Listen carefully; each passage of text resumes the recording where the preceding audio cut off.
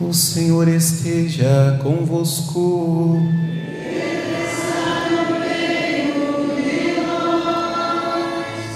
Proclamação do Evangelho de Jesus Cristo segundo Marcos.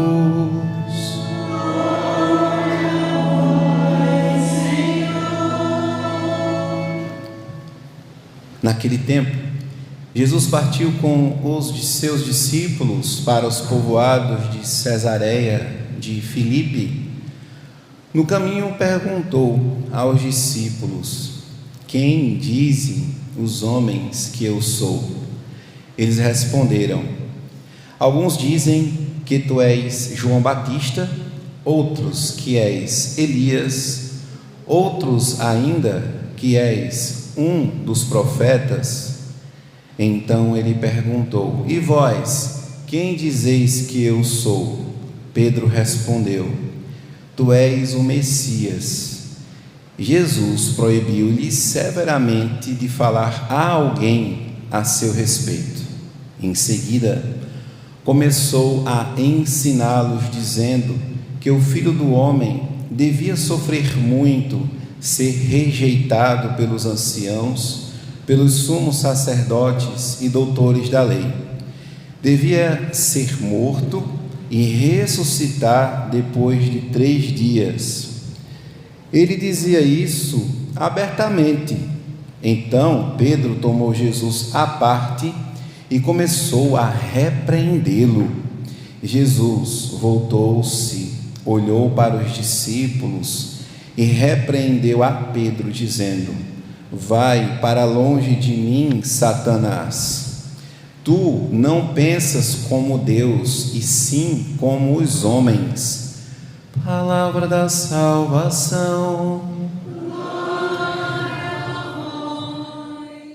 Amados irmãos e irmãs, o episódio deste evangelho foi vivido a partir do testemunho de uma testemunha do próprio Pedro. Aconteceu tudo com ele, a conversa, o diálogo entre Jesus e com os seus discípulos e a profissão de fé de São Pedro: tu és o Messias.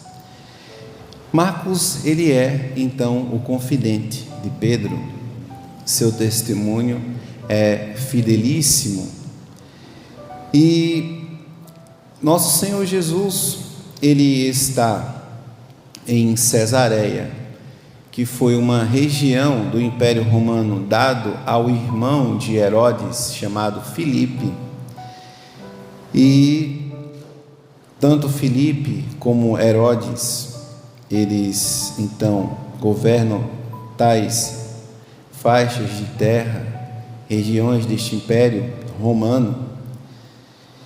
E Jesus está com os seus apóstolos. Ele veio então, está percorrendo toda a região da Betsaida, como nós ouvimos ontem, que foi a primeira multiplicação dos pães. Ele subiu até a fronteira da região de Tiro e Sidônia, que fica na fronteira, na margem do mar Mediterrâneo, na região do Monte Líbano. E esta região é uma região de pagãos, só que Nosso Senhor, ele não permanece. Por quê? Porque tem muitas complicações entre um judeu de conviver com numa região pagã, devido à teologia do puro e do impuro. Mas é lá que Nosso Senhor Jesus aproveita para curar a filha da cananeia, aquela mesma que Nosso Senhor curando sua filha, falou a ela que não era justo dar o pão dos filhos de Deus, ou seja, o povo de Israel, que foi o primeiro povo escolhido, tirar dos filhos e dar para os cães. porque era assim que os cananeus eram chamados. Diante da humildade desta mãe, Jesus realizou então o milagre de ter expulsado o demônio de sua filhinha, e Jesus volta então mais uma vez para a região de Betsaida, e ontem lembrou aos seus discípulos do primeiro milagre, porque certa feita eles estavam esquecidos, e então nosso Senhor lembra, mas vocês não estão lembrados que foi aqui que foi distribuído os 5 pães para 5.000 pessoas?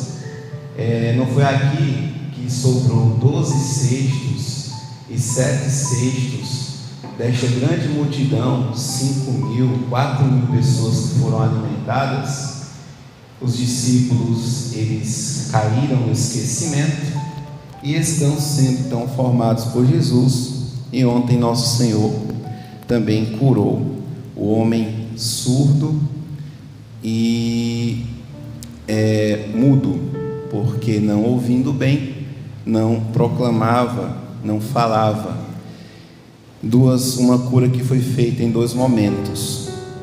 No primeiro momento, quando Jesus cospe, põe saliva nos olhos deste homem cego, e depois no barro que nosso Senhor mistura e toca nos seus olhos, e em um primeiro momento ele disse que está vendo os homens como árvores, e depois Jesus tocar nos seus olhos, ele diz: sim, agora eu vejo. Ali Jesus realizou uma cura física e uma cura espiritual, que transformou toda a mentalidade daquele homem que estava cego. Agora, com Pedro, um outro homem, nosso Senhor também cura a cegueira do seu coração, uma vez que Pedro, ele sabia da fama de Cristo por meio de sua pregação e dos milagres que fez, mas não tinha sido revelado a Pedro o momento da sua paixão, da paixão de Cristo. Então, a ingenuidade da fé de Pedro, ele conhecia nosso Senhor, sabia dos seus milagres, já estava convertido, mas não estava disposto a assumir a cruz. Vamos trazer então para a nossa vida e lembrar, se Deus nos chamou e Ele nos elegeu com a marca sacramental do batismo, e que nós vamos vivendo a nossa fé, uma fé na nossa vida, uma fé que deve ser não a nossa, porque a fé dos apóstolos não era a fé deles, mas foi a fé que nosso Senhor infundiu em seus corações. Então a fé da igreja é uma fé que eu recebo, ela vem, Deus me dá como um dom, mas que nosso Senhor também deseja ver a luta de cada um.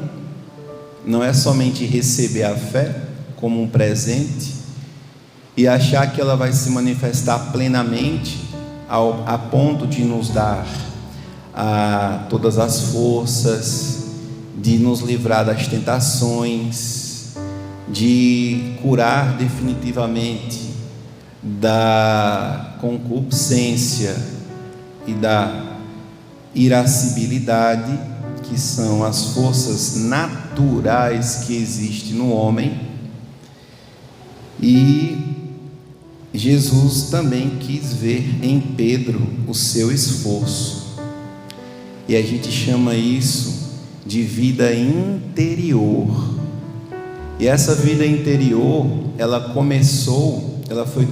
foi formulada por alguns homens da igreja, que o monge Garrigou Lagrange, um teólogo do fim do século XIX, ele desenvolveu nas 3 idades da vida interior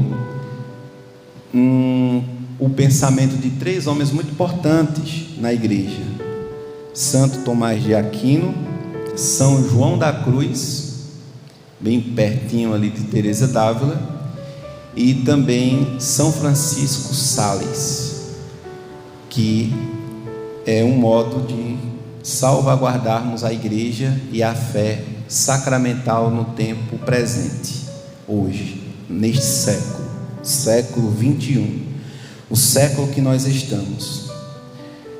Então a vida interior em Pedro, ela estava começando, engateando. Uma coisa é este Pedro agora, no começo da fé, que ele facilmente, como explicar que este homem que foi escolhido por Jesus para ser o chefe da igreja, o Papa, o escolhido para ser o pai espiritual da igreja, junto com os outros apóstolos, que são os príncipes da igreja. Hoje nós temos os cardeais, que é aqueles que auxiliam o Papa Francisco, são os príncipes da igreja, e os apóstolos, que são os bispos distribuídos em cada região, formando as dioceses. O apóstolo de Cristo em nossa diocese é o nosso bispo Dom Ducenho. E aqui no Brasil nós temos também, se salvo engano, 6 cardeais, que são, ou mais, eu não tenho de cor agora, de cabeça, que foram escolhidos pelo Papa para tomar as decisões mais relevantes, que viajam para Roma, e assim eles decidem, com a luz do Espírito Santo, os encaminhamentos da Santa Madre Igreja. Como então explicar que este homem tão forte, Pedro, ele rapidamente caiu diante de Jesus, vacilou na fé? Foi justamente isto, por não conhecer ainda a cruz. Eu estou pregando, mas vocês estão levando para a vida de vocês, né? Vão levando a conhecer a cruz. Então, esta cruz que foi conhecida por todos aqueles que abraçaram o sofrimento e que até o último momento deu provas de uma fé sobrenatural, que chamou o padre, que confessou, que comungou, que disse que estava em paz, né? Que estava preparada para receber a coroa da salvação, que deixou desejos de unidade para com seus filhos, e que sofreu muitas dores, e não foram poucas, mas se ela soube aproveitar este sofrimento, diminuiu a sua pena, que nenhum de nós sabemos. Só sabemos que todos os pecados, inclusive os veniais, serão purificados por Deus antes de entrarmos no céu. A trintena de São José pede para ele que ao morrer passou pelo limbo dos justos antes de entrar na glória do céu. O limbo dos justos é um lugar acima do purgatório, é a entrada na glória, é aqueles que passam pela porta do paraíso. São José, e a ele que nós pedimos uma morte santa.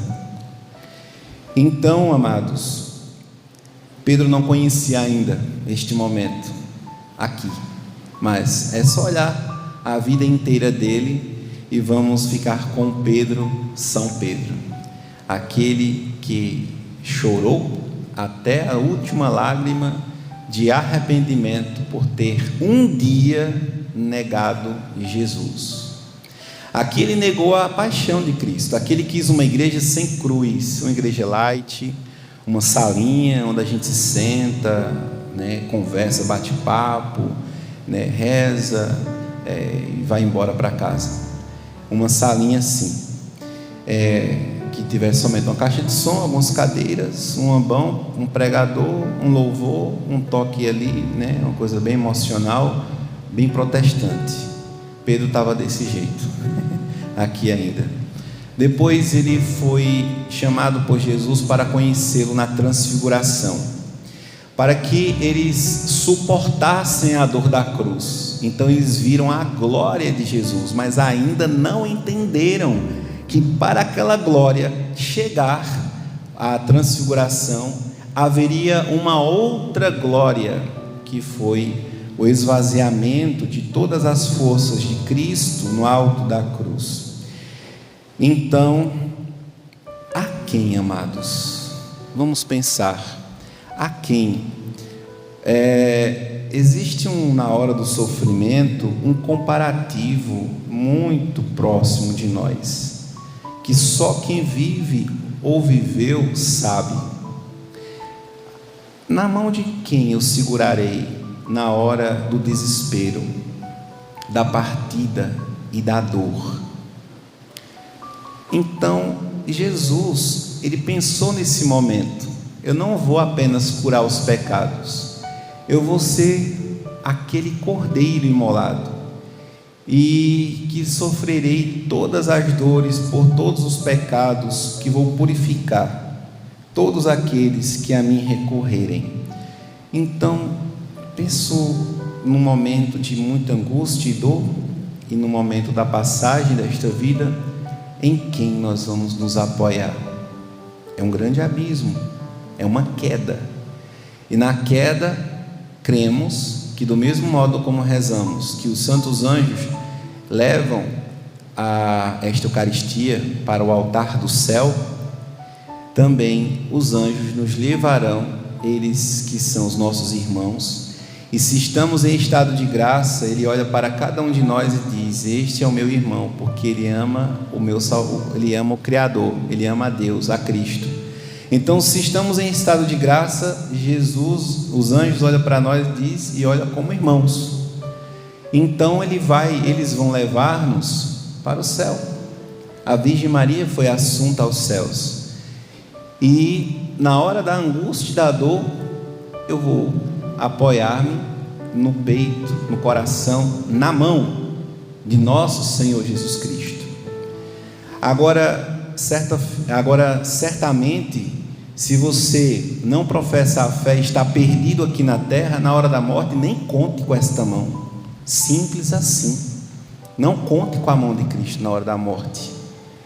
Quando a gente reza a Virgem Maria: Santa Maria, Mãe de Deus, rogai por nós pecadores, agora e na hora da nossa morte. Aí você está em pecado mortal. Aí a Virgem, que é toda pura, vai olhar para aquela alma: como é que eu vou pegar na mão desse homem, desta mulher, se ele está em pecado mortal, se o inferno todinho está agarrado nos pés dele para levar lá para as profundezas, se ele decidiu não amar o meu filho? Não, amados, então não é uma construção mental nem imaginativa o céu, o inferno e o purgatório, é uma realidade. Então nós queremos viver em amizade com Deus, queremos morrer em amizade com Deus, para que eu tenha a certeza de que, se houver algo que ainda não tenha purgado aqui na terra, porque a gente pensa e vive para se purificar aqui na terra, então olhemos para todos os nossos sofrimentos e nós vamos ter uma grande certeza. Esta nossa irmã, ela viveu e ela purificou aqui com a sua enfermidade. Na verdade, ela teve a sabedoria divina de aproveitar esta purificação para a salvação dos seus e para a sua própria salvação. E olhamos então para o testemunho de Dona Isa e vemos justamente isto.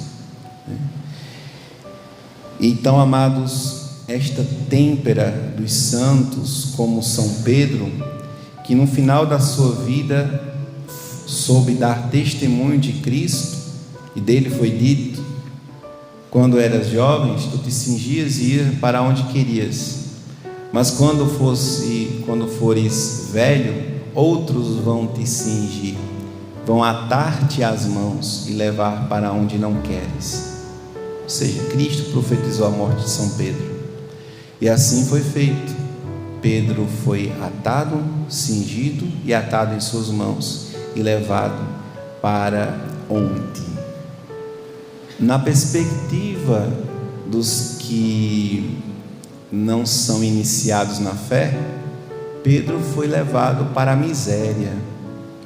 Mas na perspectiva daquele que amou a vida inteira Jesus, ele desejou aquele momento: eu irei encontrar-me com o meu Deus, com Jesus, o meu Jesus, que eu amei a vida inteira.